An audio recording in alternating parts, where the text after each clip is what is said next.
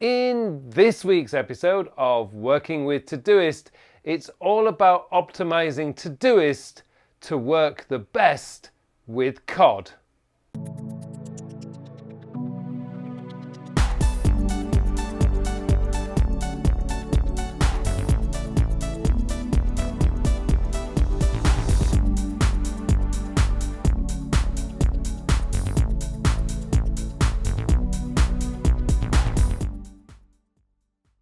Hello and welcome to episode 156 of my Working with Todoist series. My name is Carl Pauline, and in this week's episode I want to show you how you can set up Todoist so that it works perfectly with COD. Now I know some of you out there who are not aware of COD are wondering, why would you want to set up Todoist to work with a fish? But what I actually mean is COD is an acronym for the foundation of my productivity system, which is collect, organize and do. Just makes up the word COD. Now the reason for this is COD is the foundation of my whole productivity system. Throughout the day I am collecting a lot of stuff. And at the end of the day, I'm organizing what I collected, I'm placing it in its own project folders, and I'm putting it into the notes or wherever else it needs to go. And for the most part, I would say about 95% of the time, I am spent on the D part of COD, which is doing. Now, I've talked a lot about this in both my recently launched courses, both Your Digital Life 2.0 online and the Beginner's Guide to Building Your Very Own Productivity System.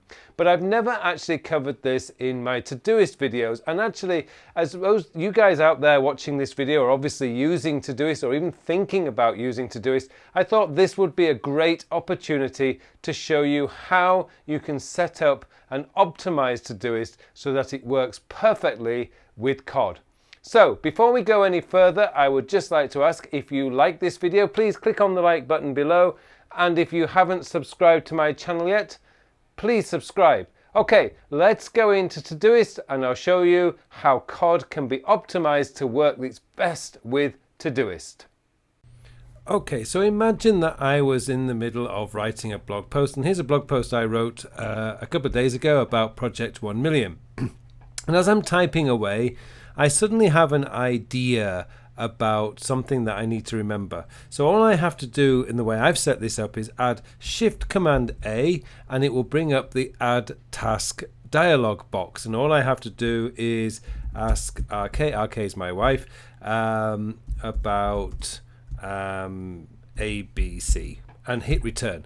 Done. And now that's gone, and I can carry on working and what I was doing. Imagine that I suddenly have to decide, okay, I need to call John about something. So I'm going to Shift Command A and then just call John about next week's. Now I always make sure that I can't spell meeting. I always make sure that I'm quite clear about what I want, and then I can just carry on doing the work that needs doing.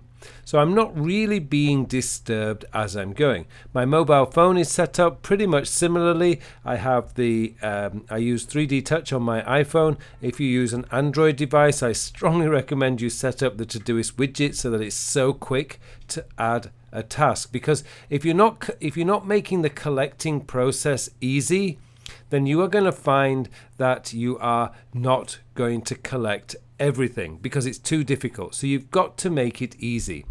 Now, before we move any further, as you can see, these now have immediately come into my inbox, so they're already in there. But you can change the settings on this, and all you have to do is go into your Todoist, and I'm using the Mac application here, so I go into the preferences, I hit the preferences, and here you've got shortcuts. So what you can do is you can go show and hide Todoist. I don't use that because Todoist, I very rarely need to go into it because I know what I'm doing. But all you need to do is click on that, and I could type in, say, Control T. And what that's going to do is that means now that if I was using Todoist, so for example, I can just go Control T and it's going to take me straight into Todoist because it's there. But the key here is this one here, which is the add quick task. And the add quick task is all about how you set it up. And you can do this to set up whatever you want. On a Mac, all you have to do, as I say, I can clear that one out, click record shortcut, Shift Command A, and there it is. That's now set up. That's all I have to do.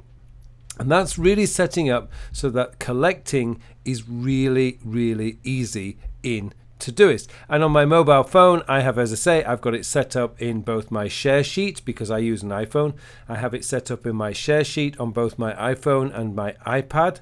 I also have it set up here. Actually, if I go into Safari, I can show you that I have it set up in my share sheet here too. So I need to go into a website.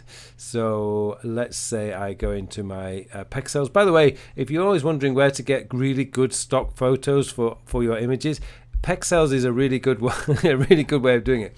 Now let's say I want to save this to Todoist. I've got it set up in my share sheet in my on my Safari, so I can just add to Todoist. It comes up with the website. Now I can actually do whatever I want here. It's got http wpexels. I can put it in brackets, check out this photo site, and then hit return.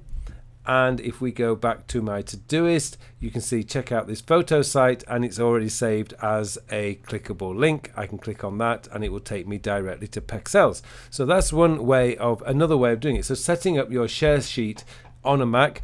Again, I'm really sorry, I'm not sure about how you would do this on Windows, but I'm sure there must be a way. So these are just some of the ways that you can use for collecting. Now, organizing. What I do at the end of the day is I've got everything set up here, and I can just go into, now I have this as this is coming in from an email that tells me that somebody has signed up for one of my courses.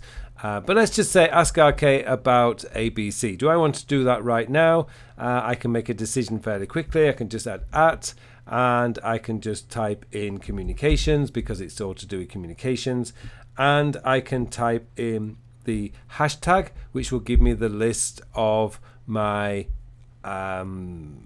projects. So that's one of the easiest ways to do that. And I'm just looking, I can just scroll down for home. Let's just say that's home, and then that's it. Now let's say I need to do that tomorrow, so I can just type in Tom, click return, it disappears. Call John about next week's meeting. I can just go in there again. I hit the @ key, which brings up my